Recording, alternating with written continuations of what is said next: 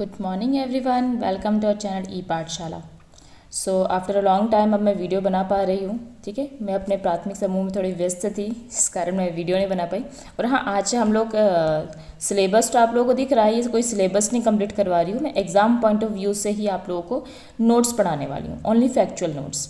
ठीक है, तो ये आपकी टाइम वेस्ट तो नहीं करेगा। वैसे तो एग्ज़ाम स्टार्ट हो चुकी हैं, है ना। ओके ओके, ये सब बातें बाद में स्टार्ट करते हैं। इसमें आप लोगों को मैं पढ़ाऊंगी leadership, group dynamics and communication, है ना, की कॉन्सेप्ट एंड थियरीज। सबसे पहले तो हम लोग नेतृत्व का अर्थ आप लोगों को पता है भैया, बिल्कुल छोटी सी लैंग्वेज में अगर मैं आपको बताऊँ तो कि नेतृत्व क्या होता है। नेतृत्व का अर्थ है किसी समूह, संगठन या समुदाय को एक निर्धारित लक्ष्य की ओर प्रेरित करना और मार्गदर्शन देना होता है। यह प्रभाव, प्रेरणा और संचार पर आधारित होता है। ठीक है, कोई समझने जैसी बात नहीं है उसमें। ठीक है, अब यहाँ पे मैंने कुछ विचारक दिए और उनकी परिभाषाएं दी है। आई थिंक ये सब आप छोड़ दो। ठीक है, लिख तो लिया था मैंने क्योंकि ये नोट्स पहले के बने हुए हैं, मतलब समय नहीं मिला मुझे, बट इन परिभाषाओं को आप रहने दो, है ना। नेतृत्व विकास चूँकि हमारे सिलेबस में लिखा है, आपको ये पता होना चाहिए 19वीं सदी में नेता को एक जन्मजात गुण माना गया है। इसका मैं बहुत अच्छे से आपको नीचे वाले टेबल में समझाऊंगी, है ना।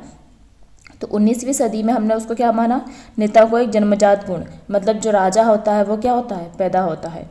30 से 40 के बीच की अगर बता दें, 20वीं सदी की बात कर रहे हैं हम, 20वीं सदी में 1930 से 1940 के बीच व्यवहार संबंधी सिद्धांत आया था कि राजा होते हैं वो विकसित होते हैं, उसमें गुणों को विकसित किया जाता है।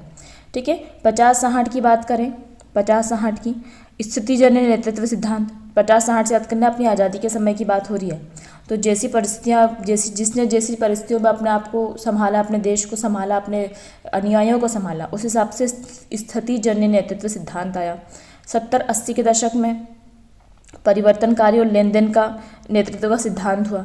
ठीक है, 90-2000 की बात करें, यहाँ पे हम लोग हो गए थे कुछ, तो उसमें करिश्माई और प्रमाणिक सिद्धांत का नेतृत्व पर अध्ययन बढ़ा। ये सब किसी ने दिए हुए हैं, मैं अभी आपको बताऊंगी, अभी थोड़ा सा है ना, बस सुन लो। ठीक है, वर्तमान की बात करें तो नैतिक और डिजिटल नेतृत्व की अवधारणा उभर रही है। नैतिक समझ में आ रहा है, क्योंकि मानव जो है वो आधुनिक इतना हो गया है कि उसमें नैतिकता समाप्त हो गई है, तो फिलहाल हम नैतिकता पे भी कार्य कर रहे हैं। नैतिकता न केवल मानवों के प्रति बल्कि हमारे पशुओं हो गया, पर्यावरण हो गया, प्रकृति के प्रति भी नैतिकता को, भावना को के हिसाब से कोई नेता हमको चाहिए। डिजिटल नेतृत्व ऑब्वियस सी बात है, 21st सेंचुरी आ गई हमारी। ठीक है, नेतृत्व के सिद्धांत और प्रतिपादक, अब यहाँ पे हम लोग बात करने वाले हैं। ठीक, अब देखो, विशेषता सिद्धांत, ट्रेड थियोरी, या फिर हम इसको बोल सकते हैं कि गुण थियोरी। ठीक है, जब इसमें राजा को क्या बोलता है बेटा, इसमें राजा को महान बोला हुआ है। क्या बोला है, महान बोला। ठीक है, तो कहाँ थे हम, हाँ, विशेषता के सिद्धांत थे, कार्लाइल ने दिया है। किसने दिया है, कार्लाइल ने। यह सिद्धांत कहता है कि नेता में जन्मजात गुण होते हैं जो उन्हें नेतृत्व के योग्य बनाते हैं, जो मैं आपको बता रही थी ना 19वीं सदी में, तो ये किसने बताया था, कार्लाइल ने। ठीक है, तो वो जन्म से ही क्या है, काला है, ऐसा कर सकते हैं आप। तो आपको क्वेश्चन क्या आएगा कि कौन सा सिद्धांत कहता है कि वह, मतलब नेता में जो गुण होते हैं वो जन्मजात होते हैं, वो पैदा होता है राजा के उसमें है, तो जन्मजात गुण होते हैं या नेतृत्व को योग्य बनाते हैं। तो ये किसने बोला था, या फिर किसने बोला था, ये भी आ सकता है, तो कार्लाइल ने बोला था। ठीक है, ये उनके मुख्य विचार ही आते हैं। परिभाषा आई डोंट थिंक बहुत आ भी सकती है, कह नहीं सकते हैं, इतने सालों बाद हो रही है एग्जाम तो। ठीक है, तो ये विशेषता सिद्धांत या ट्रेड थियोरी इंग्लिश में भी लिख सकता है वो। ठीक है, नेक्स्ट आता है हम लोगों का व्यवहार सिद्धांत, that is the behavioural theory. ठीक है, बिहेवियरल किसने दिया था, कैट लेविन ने। ठीक है, अगर आपका व्यवहार अच्छा है तो आप जीत सकते हैं। व्यवहार की थियरी किसने दी है, विन ने।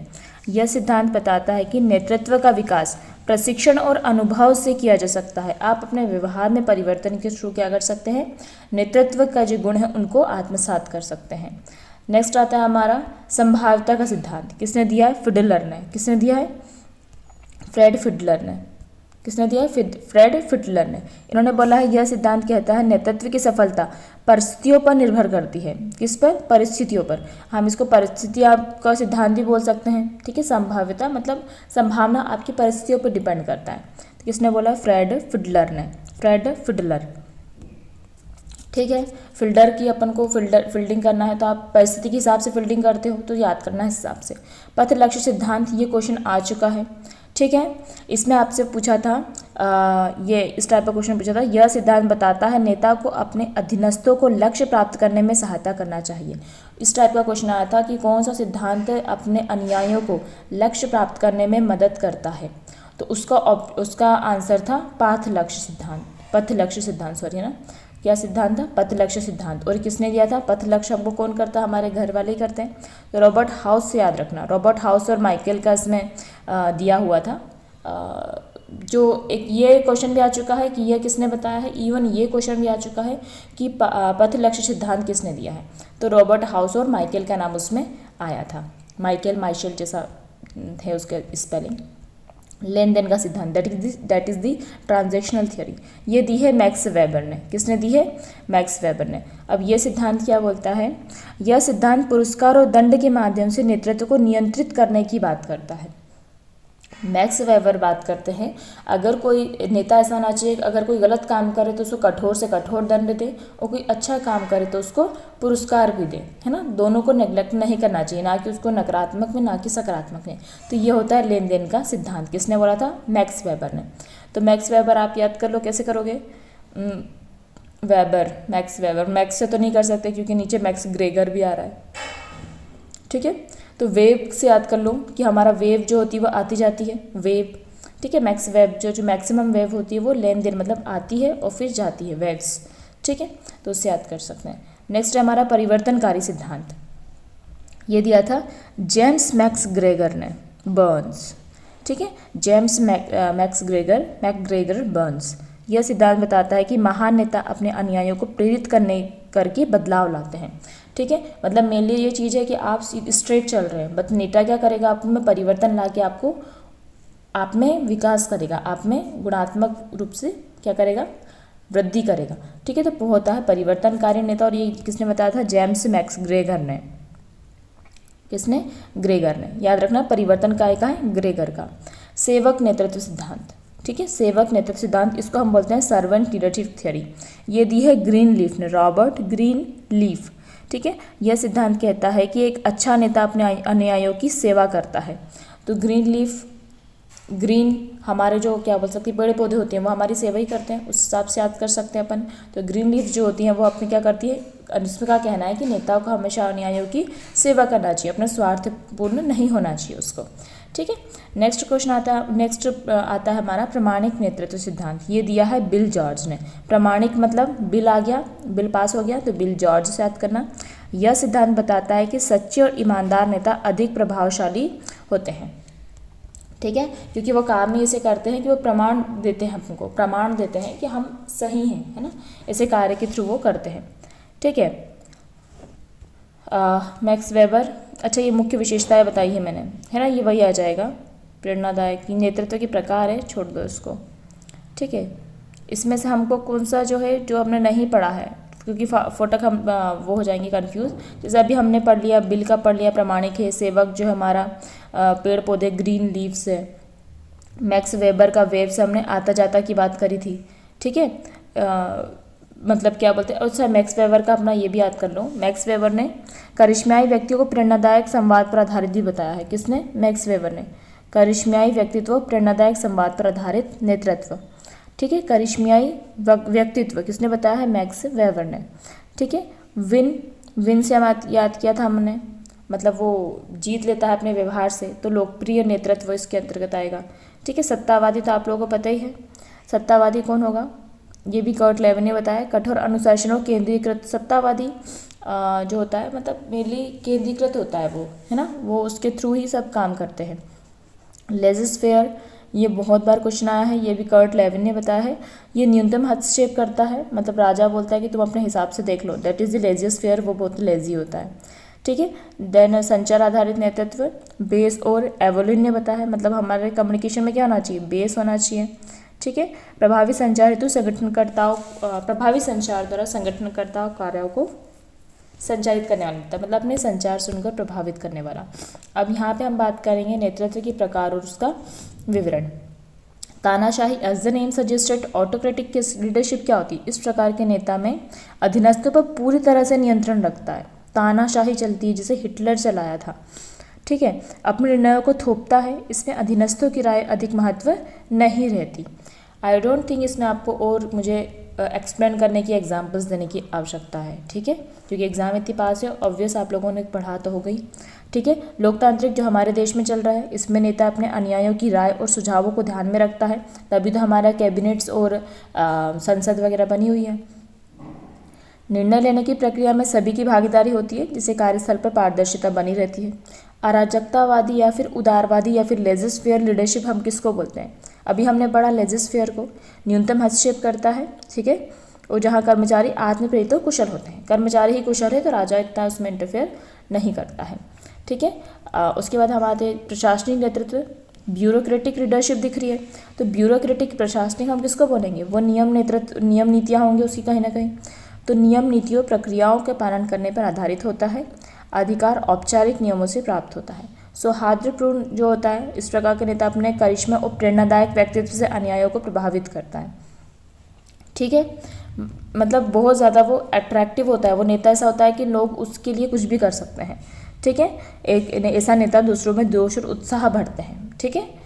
उसके बाद नेक्स्ट हमारा आता है परिवर्तनकारी, है ना। ऐसे नेतृत्व जो बड़े बदलाव लाने पर केंद्रित होता है। ऐसे नेता अपने अनुयायियों को प्रेरित करते हैं, ठीक है। परिवर्तन लाने का काम जो होता है वो परिवर्तनकारी नेता का होता है, मतलब वो एकदम से क्या कर लेते हैं, पासा पलट देता है, जो व्यवस्था चलती है उसको पलट देता है, ठीक है। लेन देन आधारित अभी हमने पढ़ा कि दंड और पुरस्कार देता है, ठीक है। परिणाम आधारित नेतृत्व शैली है ये। परिणाम आधारित, ध्यान रखना, परिणाम मतलब अगर आपने अच्छा काम किया तो आपको पुरस्कार मिलेगा, अन्यथा आपको दंड मिलेगा।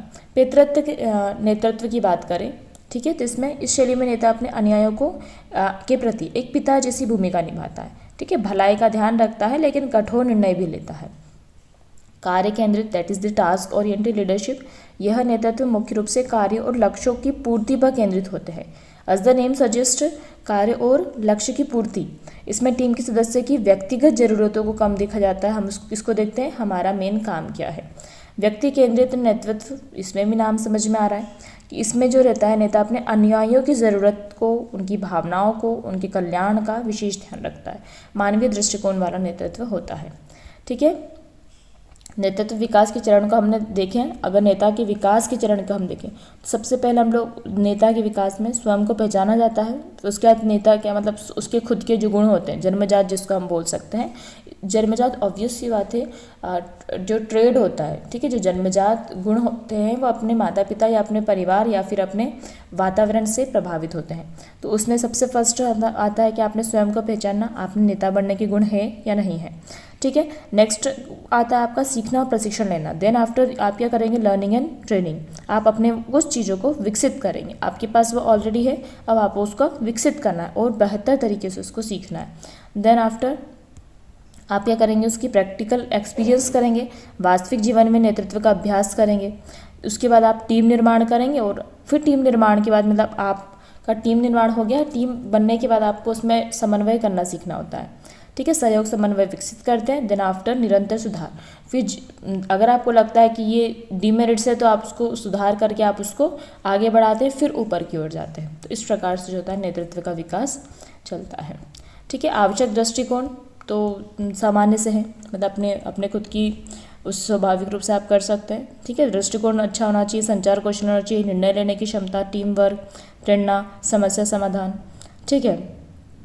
ये तो मैंने ऐसे लिख दिया था।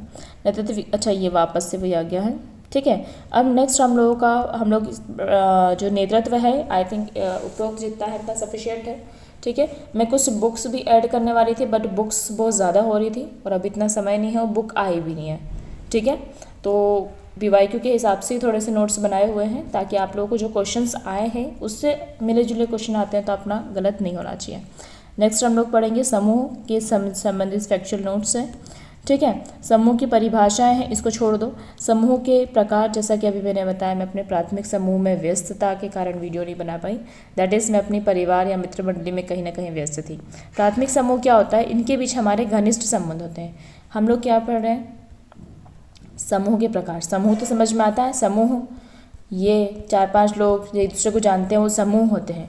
10-12 लोग या फिर 15-20-25 लोग जो एक दूसरे को नहीं जानते हैं, भीड़ लगा के खड़े हैं, तो वो भीड़ होता है, ठीक है, भीड़ अलग होता है, समूह अलग होता है। तो समूह में हमारे प्राथमिक समूह हो सकते हैं, आपके आत्मीय और घनिष्ठ संबंध हो सकते हैं, उसमें आपकी परिवार मित्र मंडली आ सकती है। द्वितीयक समूह की बात करें तो औपचारिक होते हैं, ठीक है, जैसे आपकी क्लास में देख लो, आपके अब इतने घनिष्ठ नहीं है कि आप मतलब उनके लिए सब कुछ कर लो, है ना। उद्देश्य आधारित होते हैं, मतलब हमको उससे काम पड़ता है तो ही हम उससे बात करते हैं।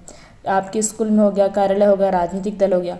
औपचारिक समूह की बात करें, औपचारिक समूह औपचारिक फॉर्मल, ठीक है, औपचारिक कोई संगठन जो किसी नियम कानून विनियम नीतियों के तहत चल रहा हो, उसके अंतर्गत जब आपके संबंध होते हैं निश्चित संरचना में नियमों पर आधारित, वह आपका अधीनस्थ हो सकता है, ठीक है, या फिर आपके आपसे ऊपर का वरिष्ठ हो सकता है, ठीक है। इसमें सरकारी संगठन कंपनी आ सकती है। अनौपचारिक समूह वे होते हैं स्वेच्छा से बने समूह, जिसमें नियमों का कोई पालन नहीं होता है। जैसे आप खेल क्लब में मिल गए, दोस्ती बन गई, दोस्ती समूह हो गया आपका, या फिर कहीं पे आप ट्रैवल कर रहे हो, लॉन्ग ट्रैवल है, वहाँ पे बन गए, दैट इज़ दी अनौपचारिक समूह। उनका समय और स्वेच्छा से बनते हैं, ठीक है। संदर्भ समूह उसको किसको बोलते हैं, ध्यान रखना, वह समूह जिसमें व्यक्ति अपनी पहचान और व्यवहार तय करता है, ठीक है, वह समूह जिसमें व्यक्ति अपनी पहचान और व्यवहार तय करता है। फॉर एग्जाम्पल आपके सेलिब्रिटी फॉलोवर्स, संदर्भ समूह हम ये बोल सकते हैं। फॉर एग्जाम्पल आप किसी सेलिब्रिटी को मानते हो, ठीक है, आप किसी के फॉलोवर्स हो, जैसे फॉर एग्जाम्पल अपन ले सकते हैं कि आप किसका बोलोगे, तो स्वामी विवेकानंद मान लो, स्वामी विवेकानंद है, वो तब खैर है नहीं, तो बस स्वामी विवेकानंद अगर कोई चीज़ बोलते हैं, आप उनके बहुत बड़े फॉलोवर हो, स्वामी विवेकानंद कोई चीज़ को बोलेंगे तो आपके मस्तिष्क में वो बैठेगी, वो बोलेंगे ऐसा करना मैं करता हूँ, तो आप भी उस चीज़ को क्या करोगे, फॉलो करोगे। तो ये होते हैं रेफरेंस समूह। क्या होता है रेफरेंस समूह, मतलब आप उनकी बातों को मानते हो, ठीक है। तो वह समूह जिससे व्यक्ति अपनी पहचान और व्यवहार तय करता है कि मुझे उसके जैसा बनना है, तो दैट इज़ दी संदर्भ समूह, ठीक है। संबद्ध समूह एसोसिएटिव ग्रुप होते हैं, समान रुचि और उद्देश्यों वाले व्यक्ति एक साथ आते हैं, ठीक है। समान रुचि मतलब हमें भी वो नहीं पसंद है, तुम्हें भी नहीं पसंद है, तो हम साथ में आ जाते हैं। तो वो होता है स्वयंसेवी संगठन, एनजीओज वगैरह होते हैं जो किसी एक कार्य को, मुझे मतलब ये है कि जो लड़कियां होती है वो अपनी पढ़ाई नहीं कंप्लीट कर पाती, तो हम मतलब मैं भी ऐसी मिल गई, मुझे कोई और मिल गया, फिर कोई और मिल गया, ऐसे मिल के हम एक एनजीओ बनाते हैं और लड़कियों को पढ़ाते हैं, ठीक है। तो ये हमारा क्या है, एसोसिएटेड समूह है, हमारे समान रुचियों और उद्देश्यों वाला है व्यक्ति है, ठीक है। कार्य समूह विशिष्ट उद्देश्य को पूरा करने के लिए जब बनाते हैं, मतलब नॉर्मली जब हम किसी प्रोजेक्ट वगैरह बना रहे हैं तब हम जो कुछ मिल के काम कर रहे हैं वो होता है हमारा उद्देश्य समूह। कार्य होने के बाद वो टूट जाता है, ठीक है। उसके बाद नेक्स्ट आता है हमारा सामाजिक समूह। तो समाज में समान विचारधारा के जो व्यक्ति होते हैं, ठीक है, जाति समुदाय धर्माधारित समूह, ये सामाजिक समूह होते हैं, ठीक है। अब समाज में भी अलग अलग प्रतिपादक है, सब ने अलग अलग चीज़ें बोली है, ठीक है, तो इनके मुख्य विचार ही अपने को ध्यान रखना है। सामाजिक पहचान सिद्धांत किसने दिया है, तजफेल ने, ठीक है। तो सामाजिक पहचान में क्या हुए, फेल हो गई है, तो व्यक्ति अपनी पहचान समूह के आधार पर बनाता है, ठीक है। आपका जो समूह होता है उसके हिसाब से, मतलब अगर आपका समूह डॉन टाइप का है तो आप दादागिरी करके उसमें अपनी पहचान बनाओगे, मतलब अपने समूह के हिसाब से अपनी पहचान को बनाना। तो सामाजिक पहचान सिद्धांत जो है वो तजफेल ने दिया था, हेनरी तजफेल ने, ठीक है। नेक्स्ट सामाजिक तुलना सिद्धांत दिया था लियोन फेस्टिंजर ने, ठीक है। लोग अपने विचारों और क्षमताओं की तुलना दूसरों से करते हैं कि मेरा ऐसा सोचना है, उसका ऐसा सोचना है, तो वो सही है या मैं सही हूँ, उसमें से बेहतर को ढूंढता है, फिर अगर वो सही लगता है तो उस चीज़ को अपनाता है। तो ये होता है सामाजिक तुलना सिद्धांत। तो ये क्या होता है, फेस्टिंजर होता है, फेस्टिंजर, ठीक है। समूह गतिशीलता सिद्धांत कर्ट लेविन ने दिया है, ठीक है। आप चलते जाइए तो आप जीत जाओगे।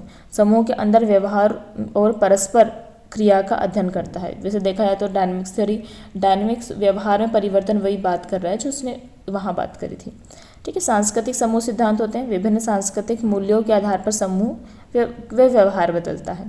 तो ये किसने दिया, शीन ने, किसने दिया, एडगर शीन ने, शीन से याद कर लेना, ठीक है। फिर सामाजिक विनिमय सिद्धांत, सोशल एक्सचेंज थ्योरी दी है जॉर्ज हॉम्स ने, ठीक है।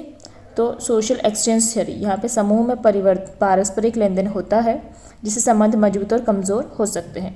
ठीक है। तो होम्स में मतलब एक होम है, दूसरा होम है, तीसरा होम है, तो सब में क्या होता है, पारस्परिक लेन देन होता है। किसी को ये नहीं जमता है तो इन दोनों की जम जाती है। इस टाइप से कर सकते हो कि पारस्परिक लेन देन से आपको कोई व्यक्ति अच्छा या बुरा लग सकता है समूह में। समूह संरचना सिद्धांत ये किसने दिया है, स्लीटर ने, बिलेन एंड स्लीटर ने। समूह की संरचना, भूमिका, मानदंड और नेतृत्व प्रमुख होते हैं। सामाजिक प्रभाव सिद्धांत ये ऊपर ही देख लिया हमने। व्यक्ति के व्यवहार की बात आ रही तो कर्ट लाइवन का नाम याद रखना। समूह विकास मॉडल ब्रूस टकमन ने दिया है, ये ध्यान रखना। मॉडल, अच्छा ये मॉडल ऊपर ही लिख दिया मैंने। समूह के लिए मॉडल जो है इन्होंने दिया था एफ फसनपा करके, ये मैंने याद किया था, इनको करवाया था मतलब आप लोगों को। सबसे पहले जो होता है समूह विकास के चरण है ये। सबसे पहले फॉर्मिंग होती है, गठन होता है। फिर उसके बाद स्ट्रॉमिंग दैट इज द संघर्ष होता है ना। पहले आपका गठन होता है, आप बनाते हो, फिर आप में विचारधाराएं विपरीत होती है तो आपका संघर्ष होता है। उसके बाद आप नियम निर्माण करते हो, ठीक है, नॉर्मिंग करते हो, सामान्यीकरण बोल सकते हैं इसको हम, कि आप फिर कि हाँ चल तेरी ये बात सही, मेरी ये बात सही, उसको फिर सामान्यीकरण करते हैं।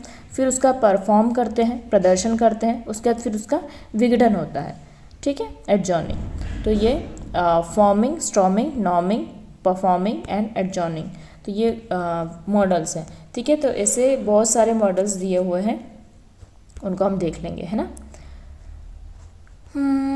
ठीक है, इतना कुछ वो नहीं है। अब मॉडल हम लोग देखते हैं। टकमन का भी हमने देखा है, ठीक है। टकमन का ध्यान रखना, फसनपा, टकमन का क्या याद रखोगे, फसनपा, ठीक है। फॉर्मिंग संघर्ष, नियम बनाना, प्रदर्शन करना, ठीक है। और ये विघटन का उद्देश्य पूरा हो गया तो समूह भंग कर दिया, ठीक है। फसनपा उसका टकमन का तो आ चुका है। दूसरे मॉडल भी हम लोग देख सकते हैं, गॉडशिक का पंचाट मॉडल। किसका, गॉडशिक का पंचाट मॉडल, ठीक है। बहुत गॉसिप करे थे उसको पंचाट पड़ा, ऐसे कर सकते हैं, ठीक है। तो पहला इन्होंने 3 ही चरण बताए थे। पहला चरण समूह का गठन होता है लेकिन बहुत धीमी गति से काम करता है और दिशा स्पष्ट नहीं होती है। जैसे अब मान लो आपने स्टार्ट कर ली कोचिंग, ठीक है, वो धीमी गति से हो रहा है, बच्चे धीरे धीरे आ रहे हैं, अपन को पता नहीं अपन को करना क्या है। संक्रमण बिंदु आता है, समूह का अचानक एक जागरूकता आती है, एक सीमित समय तक वह और तेजी से योजना बनाते हैं। फिर अपन सोचते हैं कि नहीं यार अपन कोचिंग स्टार्ट कर लिया, अब अपन को क्या करना है, उसको बढ़ाना है। तो आप पोस्टर वगैरह लगाया, यहाँ से आपने सोशलाइज किया, ठीक है, उसका थोड़ा सा प्रमोशन किया।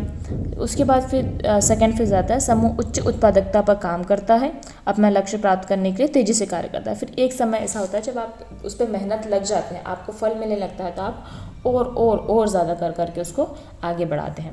तो ये किसने बताया था, पंचाट ने। किसने बताया था, गॉडशिक पंचाट मॉडल है, ठीक है। लेविन का समूह गतिशीलता सिद्धांत, अभी आपको बताया था, विन से याद करना है गतिशीलता, आप चलते रहेंगे तो आपका वो होगा, ठीक है। तो सबसे पहले जमाव हटाना, अनफ्रीजिंग करना, इन्होंने अनफ्रीजिंग, चेंजिंग, रिफ्रीजिंग, ठीक है। समूह को बदलाव के लिए तैयार किया था, पुराने व्यवहार और सोच पे सवाल उठ, ये व्यवहार की बात कर ली विन ने वापस।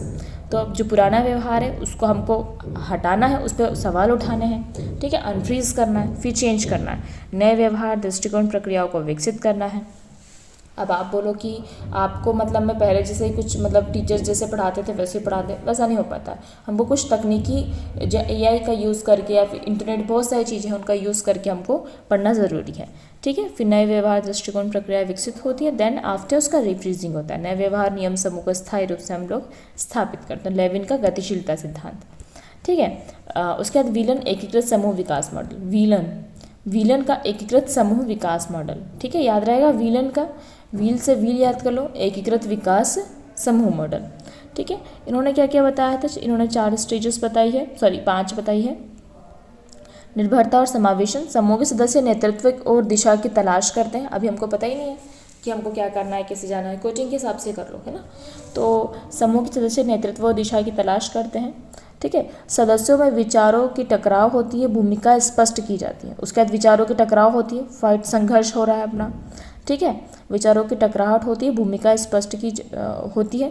समूह में सहयोग बढ़ता है, फिर धीरे धीरे करके जब एक साथ अपन को उनकी सोच समझ में आती है, उनका आइडिया समझ में आता है, फिर हमारा सहयोग बढ़ता है और कार्य व्यवस्थित रूप से करने की कोशिश होती है, विश्वास और संरचना। देन आफ्टर समूह अपने उच्चतम प्रदर्शन पर कार्य करता है, उसके बाद उद्देश्य पूरा होने के बाद समूह भंग हो जाता है, ठीक है। तो ये लगभग टकमन जैसे ही है, फसनपा जैसा, ठीक है। उसमें कुछ ज़्यादा दे दी थी, इसमें कम दे दी बस इसमें, ठीक है। बेलेविन और स्मिथ का समूह विकास मॉडल, बेलेविन और स्मिथ। ठीक है, इन्होंने ओरिएंटेशन, एवोल्यूशन एंड कंट्रोल, समूह एक दूसरे को समझते हैं, उद्देश्य स्पष्ट करते हैं। ओरिएंटेशन हुआ है ना, ओरिएंटेशन होता है ना, स्कूल का जाते होंगे आप लोग। ठीक है, समूह अपने प्रगति का विश्लेषण करता है, आवश्यक सुधार करता है। इवेल्यूएशन समझ में आता है, देन आफ्टर कार्य को पूरा नियंत्रण रखता है और लक्ष्य प्राप्त करता है। ठीक है, द बेलेविन स्मिथ ने 3 बताया था, ओरिएंटेशन, इवेल्यूएशन एंड कंट्रोल। ठीक है, थोड़ा सा आप इसको कॉपी में लिख लो और एक नज़र देख लेना एग्जाम में जाने से पहले, क्योंकि कुछ भी आता है तो अपना ये गलत हो जाए तो अच्छा नहीं लगता है, मतलब 1 नंबर है पूरा, है ना। देखा जाए तो देखो यहाँ पे टकमन का मॉडल सबसे व्यापक रूप से स्वीकार किया जाता है। लेविन का मॉडल संगठनात्मक बदलाव और समूह मनोविज्ञान पर आधारित है। मनोविज्ञान हम व्यवहार की बात कर रहे हैं। गॉर्शिक का मॉडल है ना, जो कि क्या था, पंचाट करके था, समूह के लिए उपयोगी और सीमित समय तक कार्य करता है। और वीलन का मॉडल आधुनिक टीम वर्क, वीलन का भी देखा जाए तो अभी का टीम वर्क के समूह विकास को समझने के लिए उपयोगी, लगभग ये टकमन जैसा ही है। ठीक है, उसके बाद संप्रेषण की हम लोग बात करते हैं, है ना। संप्रेषण आपको पता है, कम्युनिकेशन, आपस में बातचीत करना, ये संप्रेषण होता है। संप्रेषण के बारे में हम बहुत डिटेल में नहीं पढ़ेंगे, क्योंकि आप लोगों को पता है, ठीक है, कि एक प्रेषक है, एक प्राप्तकर्ता है। ठीक है, प्रेषक ने बोला है, मतलब संदेश भेजा है, उसके बाद उसकी डिकोडिंग हुई है। ठीक है, माध्यम आया है, फिर उसकी एनकोडिंग हुई है, एनकोडिंग हुई है पहले, उसके बाद डिकोडिंग हुई, माध्यम आया है, फिर डिकोडिंग हुई है, फिर प्राप्तकर्ता के पास आ गया है। इसमें एक जो बुरी चीज़ होती है वो होती है शोर, या फिर नेटवर्क का ना मिलना। ठीक है, या फिर खटर पटर होना, जैसे कभी कभी मेरी वीडियोज़ में हो जाती है। ठीक है, तो ये सब चीज़ें हम इसमें देखेंगे। तो संप्रेषण की प्रमुख परिभाषा हम लोग नहीं पढ़ने वाले हैं। संप्रेषण के प्रकार पढ़ लेते हैं। संप्रेषण के प्रकार में पहला मौखिक मतलब बोलने वाला, शब्दों के माध्यम से संवाद किया जाता है, जैसे बात करना, भाषण, रेडियो, ये रेडियो वगैरह जो होता है, भाषण हो गया, वो मौखिक होता है। अमौखिक, हाव भाव, मुद्राएं, संकेत, रंग, ध्वनि आदि के संचार के माध्यम से। अमौखिक में ध्यान रखना, अमौखिक में हमारा वो भी आएगा, स्वर का उतार चढ़ाव, जो कि क्वेश्चन में आया था इसलिए बता रही हूँ। ठीक है, तो जो कि आप बोल नहीं रहे हो, आप स्वर के उतार चढ़ाव, स्वर का ही उतार चढ़ाव कर रहे हैं, उसमें कोई व्यंजन नहीं आ रहा है, वो क्या होता है, अमौखिक ही कहलाएगा। आप कुछ सार्थक वर्ड नहीं बोल रहे हो। लिखित की बात करें, लिखित तो समझ में आता है, पत्र, ईमेल, रिपोर्ट, समाचार पत्र, ये सब। दृश्य, आप सिर्फ देख रहे हो, चित्र, ग्राफ, चार्ट, इन्फोग्राफिक्स आदि के माध्यम से संप्रेषण करते हैं। औपचारिक तो समझ में आता है, ठीक है, निश्चित नियम, प्रक्रिया, है ना, कोई संगठन आ गया। अनौपचारिक, अनियोजित, व्यक्तिगत स्तर पर, बस में बैठे हैं, बातचीत हो रही है। अनौपचारिक, इनफॉर्मल है, एक तरफा, ठीक है, एक पक्ष संदेश भेजता है, टीवी, रेडियो, भाषण आदि। ठीक है, वन वे होता है। द्विपरता मतलब दोनों संवाद होता है, जैसे मीटिंग में दोनों बात करते हैं। ठीक है, अच्छा, एक वो भी होता है, उसको क्या बोलते हैं हम लोग, मुझे नाम नहीं याद आएगा उसका, चलो ठीक है, बता चुकी हूँ कि अन्य वीडियोस में इसकी प्रीवियस ईयर की पूरी वीडियोस बनी हुई है, इसकी मैनेजमेंट वाले पोर्शन की। ठीक है, तो उसको एक बार बिल्कुल देख ही लेना, उसकी प्लेलिस्ट बना के रखिए। महिला पर्यवेक्षक की तैयारी से आप मतलब चैनल की प्लेलिस्ट पर जाओगे, प्लेलिस्ट में महिला पर्यवेक्षक की तैयारी लिखा हुआ है, उसकी उस पर प्रबंधकीय कौशल के जो बना हुआ है उसकी पूरी प्लेलिस्ट को चला लेना, उसमें नोट्स का वीडियो भी बना के रखा है मैंने। ठीक है, तो आपका मैनेजमेंट जो है वो भैया 33 नंबर कहीं नहीं जाना चाहिए, वो 12 तो मिल ही जाएंगे, है ना, मिल ही जाएंगे, क्योंकि सामान्य सा आता है आपका। ठीक है, पैराग्राफ जो होता है वो तो बन जाएगा, तो 33 नंबर अपने को पूरे मिलना चाहिए। ठीक है, नेक्स्ट क्वेश्चन हम लोगों का आता है, क्वेश्चन आ रहा है बार बार मन में। ठीक है, इतने पीवाई क्यों करवा दिए। संप्रेषण से संबंधित सिद्धांत, ये क्वेश्चन आ चुका है, ये क्वेश्चन आ चुका है। ठीक है, ये क्वेश्चन आ चुका है, तो ये क्वेश्चन आ चुके हैं प्रीवियस ईयर में। ठीक है, तो SMCR मॉडल किसने दिया है, SMCR मॉडल किसने दिया है, बर्लो ने। बर्लो से याद कहता है, बर्लो 4 से याद करना, SMCR। S फॉर स्रोत, that is the source, M for संदेश, message, C for channel, that is the माध्यम, R for receiver, that is the प्राप्तकर्ता। ठीक है, ये मैं आपको पहले भी समझा चुकी हूँ। मतलब ये संप्रेषण से संबंधित सिद्धांत है ना।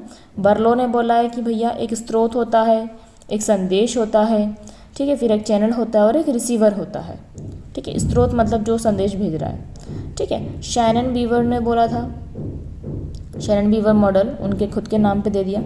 ठीक है, यह संप्रेषण को एक रेखीय प्रक्रिया के रूप में दर्शाता है, जिसमें शोर एक बाधा बनता है। ये संप्रेषण को क्या बोलता है, एक रेखीय, ध्यान रखना शैनन ने क्या बोला है, शैनन बीवर ने एक रेखीय बोला है। क्या बोला है, एक रेखीय प्रक्रिया, रेखीय। और कोई कोई ने इसको चक्रीय भी बोला है, तो ध्यान रखना रेखीय किसने बोला है, शैनन बीवर ने। ठीक है, उसके बाद विल्बर श्रैम मॉडल जो है, इन्होंने संप्रेषण की एक सतत प्रक्रिया बताया है, इसमें फीडबैक महत्वपूर्ण होता है। तो जो बिल्बर से याद करना है, बिल्बर, ठीक है, वो फीडबैक अच्छा देता था, बिल्बर के फीडबैक अच्छे रहते थे, दिमाग उसमें ज़्यादा था, ठीक है, राजा से, तो फीडबैक से याद करना बिल्बर। ठीक है, उसके बाद हमारा था लॉसवेल मॉडल। लॉसवेल ने दिया संप्रेषण के 5 तत्वों में विभाजित किया गया है। कौन क्या कहता है, किस माध्यम से कहता है, किसे कहता है और क्या प्रभाव से कह रहा है। तो ये किसने बोला था, लॉसवेल ने। किसने बोला था, लॉसवेल। ठीक है, तो कुछ लॉस कर दो, कुछ आपसे मतलब आपसे लॉस हो जाए, हानि हो जाए, तो उससे पहले आप बहुत अच्छे से सोच लो कि आप कौन हो, क्या किससे बात कर रहे हो, किस माध्यम से कर रहे हो, किससे कर रहे हो और उसका उस पर क्या प्रभाव पड़ेगा। थोड़ा अच्छे से लॉसवेल मतलब खोने से पहले उसको सोच लो। ठीक है, बर्नौल मॉडल जो होता है वो डीन बर्नौल ने दिया है। लेन देन मॉडल भी बोलते हैं हम इसको। ठीक है, किसको, बर्नौल को, बर्नौल। ठीक है, संदेश का निर्माण और प्रतिक्रिया दोनों साथ साथ चलती है। ठीक है, संप्रेषण की प्रकृति है तो कि संप्रेषण सतत चलता है, ऐसा तो है नहीं कि अब जैसे मेरा तो सतत नहीं चल रहा है, मैं खुद ही बोल रही हूँ, आपकी तरफ से फीडबैक नहीं आ पाते हैं। ठीक है, तो संप्रेषण, हालांकि आपको अगर से कुछ लगता है तो आप कमेंट पे मुझे पूछ लेते हो। ठीक है, पर नॉर्मली जब संप्रेषण बातचीत होती है वो सतत प्रक्रिया है, चलती रहती है, परस्पर क्रियात्मक होती है। आगे अगर मैं बोल रही हूँ तो आप भी सुन रहे हो, तो क्रिया हो ही रही है। कोई उद्देश्य परक होती है, प्रभावित करने वाली होती है, बहुआयामी हो सकती है, मौखिक लिखित दृश्य संवेदी रूप से हो सकती है। जैसे कि अभी मैं आपको बोल रही हूँ तो मौखिक भी चल रहा है ना, लिखा हुआ है और दृश्य भी चल रहा है और संवेदी भी हो रहा है, सभी हो रहा है, बहुआयामी तो चल ही रहा है मेरा। सांस्कृतिक संदर्भ से जुड़ा, संप्रेषण का प्रभाव सामाजिक और सांस्कृतिक पृष्ठभूमि पर निर्भर करता है। मतलब आप क्यों पढ़ रहे हो, कि आपको महिला पर्यवेक्षक की तैयारी करना है, तो ये हमारी पृष्ठभूमि क्या है, एग्जाम की तैयारी करना। ठीक है, मोड्स ऑफ कम्युनिकेशन क्या हो सकता है। ठीक है, मौखिक संप्रेषण हो सकता है, बोलकर विचारों को करता है। ठीक है, लिखित हो सकता है, समझ में आ गया, ऊपर बता चुकी हूँ। अमौखिक हो सकता है, इसमें देख लो, चेहरे के भाव, आंखों का संपर्क, इसलिए बता रही हूँ क्योंकि ऊपर के सरल थे। मुद्राएं हो गई, शरीर की गतिविधियाँ शामिल है। 90% तक संप्रेषण अमौखिक होता है, यह मौखिक संप्रेषण को पूरक बनाता है। ठीक है, मौखिक संप्रेषण को, जैसे अपन ने किसी ने अपन से बोला कि चाय पिएगी, तो अपन बस मुस्कुरा दो, है ना, तो वो क्या हुआ, मौखिक संप्रेषण का पूरक हुआ ना, कि हाँ भाई चाय के लिए कौन मना करेगा। ठीक है, तो ये होता है हमारा अमौखिक संप्रेषण। ठीक है, नेक्स्ट है हमारा दृश्य संप्रेषण। ठीक है, टेलीविज़न, प्रेजेंटेशन, पोस्टर आदि इसका उदाहरण है।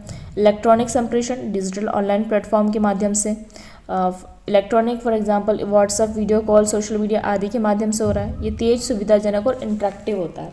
ठीक है, औपचारिक संप्रेषण की बात करूँ तो औपचारिक में किसी संगठन के तयशुदा नियम, औपचारिक है ना, ये तो बता चुकी हूँ मैं। अनौपचारिक संप्रेषण, मैंने एक एक बॉम्ब बना हुआ है, बॉम्ब ब्लास्ट कर एक वीडियो लिखा है, इसी में डाला हुआ है, क्या नाम से, अपने प्रबंधन में, उसको पढ़ लेना। उसमें औपचारिक अनौपचारिक संगठन संप्रेषण के जो टाइप्स होते हैं उनको बहुत अच्छे से समझाया है। ठीक है, ये वीडियो ऑलरेडी 33 मिनट्स का हो चुका है, इसलिए मैं इसको बहुत ज़्यादा डिटेल नहीं कर रही हूँ, बस इतना ही बोल रही हूँ, बाकी तो आपको बता ही दिया है मैंने। ठीक है, तो वो वीडियो देख लेना। ठीक है, अनौपचारिक संप्रेषण, अनौपचारिक होती है, नॉर्मल बातचीत होती है अपने फ्रेंड्स वगैरह में जो आप लोग करते हो। ठीक है, ग्रेपवाइन संप्रेषण भी बोलते हैं, इसको ध्यान रखिएगा, है ना, गपशप वाला संप्रेषण, ग्रेपवाइन संप्रेषण। मीडिया संप्रेषण, that is the mass communication, मतलब एक ही टाइम पे हजारों लोगों, करोड़ों लोगों तक आपकी बातों को पहुंचाना, बड़े पैमाने पर जनसंख्या को संदेश देना, that is the mass communication. For example radio, TV, समाचार पत्र, सोशल मीडिया। ठीक है, बड़े समूह को प्रभावित करने के लिए करता है। संप्रेषण में अवरोध जो होता है बहुत बार आ चुका है। ठीक है, भौतिक अवरोध को ध्यान रखना। भौतिक अवरोध क्या होता है, कोई भौतिक या पर्यावरणीय समस्या उत्पन्न होती है। शोर शराबा, आपसे पूछला किस प्रकार का अवरोध है, तो भौतिक है। नेटवर्क खराब है, आवाज़ नहीं आ रही, भौतिक है। दूरी, खराब संचार माध्यम, तकनीकी समस्याएं, कार्यालय के संरचना का प्रभाव। ठीक है, तो ये क्या होता है, भौतिक अवरोध कहलाएंगे। भाषाई अवरोध, तो भाषा समझ नहीं आ रही अपने को, है ना। भिन्न भिन्न भाषाओं का प्रयोग हुआ, कठिन शब्द तकनीकी शब्दावली का उपयोग हो गया, गलत उच्चारण हो गया, अस्पष्ट लेखन हो गया, तो उसका अर्थ का अनर्थ हो गया। ठीक है। मनोवैज्ञानिक अवरोध हो सकते हैं, मानसिक स्थिति या भावनात्मक कारणों से संप्रेषण। अगर मैं 5वीं के बच्चे को अभी ये पढ़ा दूँ तो उसका तो भावनात्मक मतलब आहत हो जाएगा उसको, तो ये क्या पढ़ा दिया, है ना। तो इसमें ये हो सकता है, उसकी मतलब एज मैटर कर सकती है। ठीक है। चिंता तनाव की स्थिति में कभी कभी होता है कि आप वीडियो देखते हैं, आप फिजिकली प्रेजेंट होते हैं, देख रहे होते हैं, बट आप सुन नहीं रहे होते हैं, तो चिंता तनाव का भी फर्क पड़ता है, आपको चीज़ें नहीं समझ में आती, संप्रेषण आपका क्लियर नहीं हो पाता है, आत्मविश्वास में कमी हो गया है, सुनने की समझने की अनिच्छा होती है, तो ये सभी क्या है, मनोवैज्ञानिक अवरोध होते हैं। ठीक है। उसके बाद ज़्यादा नहीं है, बस ख़त्म ही हो गया है, लास्ट ही है। उसके बाद संगठनात्मक अवरोध हो सकते हैं, ऑर्गेनाइजेशन फेलियर्स, फॉर एग्जांपल संगठन के नियम संरचना पदानुक्रम के कारण हो सकता है। आपके नियम ऐसे बने हुए हैं कि आप डायरेक्ट नहीं बोल पा रहे हो कि आप क्या चाह रहे हो, जटिल पदानुक्रम है, पहले इसको बोलो फिर इसको बोलो फिर इसको बोलो, इसने बात चेंज कर दी, इसने और बात चेंज कर दी, तो आपका जो वास्तविक क्या बोल सकते हैं, आपके जो मनोभाव, आपने जिस दृष्टिकोण जिस मनोवृत्ति से बोला था, वह बात उस मनोवृत्ति की या उस फ्रीक्वेंसी से उस व्यक्ति के पास नहीं पहुंच पाई। ठीक है। तो ये होती है संगठनात्मक अवरोध, है ना। गलत सूचना प्रवाह, उच्च स्तर से निम्न स्तर पर दूना सूचना देरी से पहुंचना। सांस्कृतिक अवरोध हो सकते हैं, है ना, जैसे आप अलग रीति रिवाज है, परंपराएं, मूल्य अलग होते हैं, मतलब कोई हो सकता है कि कोई व्यक्ति ऐसा है कि वो चीज़ों को मानता नहीं है। ठीक है। मतलब जैसे छुआछूत वगैरह हो गई, तो कोई व्यक्ति वो उस चीज़ को बिल्कुल नहीं मानता, पर कुछ व्यक्ति ऐसे होते हैं कि उनको पता है कि हाँ उसको नहीं मानना है, लेकिन वो इस सांस्कृतिक पृष्ठभूमि के हैं कि वो उस चीज़ को उनका मन नहीं मानता, अगर उस चीज़ को वो नहीं करेंगे तो। ठीक है। तो वो सांस्कृतिक अवरोध हो सकते हैं, व्यक्तिगत धारणाएं हो सकती हैं, आपके विश्वास हो सकते हैं अलग अलग। ठीक है। प्रौद्योगिकी अवरोध हो सकता है, टेक्नोलॉजिकल बैरियर्स हो सकते हैं, डिजिटल या तकनीकी समस्याओं के कारण हो सकता है। ठीक है। जैसे इंटरनेट कनेक्शन हो गया, सॉफ्टवेयर में खराबी हो गई, डिजिटल साक्षरता की कमी आ गई। अर्थ संबंधी अवरोध, आपने अर्थ को अनर्थ रूप से कर दिया, गलत अर्थ निकाल लिया, मेरे बोलने का मतलब और कुछ था, आपने कुछ और समझ लिया। ठीक है। तो एक ही शब्द के कई अर्थ होना, गलत व्याख्या और दोहरे अर्थ वाले शब्द का उपयोग होना। तो यह हम लोगों का वीडियो एंड होता है। ठीक है। ये पूरे एग्जाम पॉइंट ऑफ व्यू से इसके नोट्स के फॉर्मेट बनाया है, एंड आई सजेस्ट यू कि आप PYQs को थोड़ा सा देख लो। जो अभी फ़िलहाल आप मैनेजमेंट को 2 दिन दे दो, 2 दिन में आप कुछ नोट्स और PYQs वगैरह जो उसको रिवाइज करो। Thank you for watching my video, share and subscribe my channel.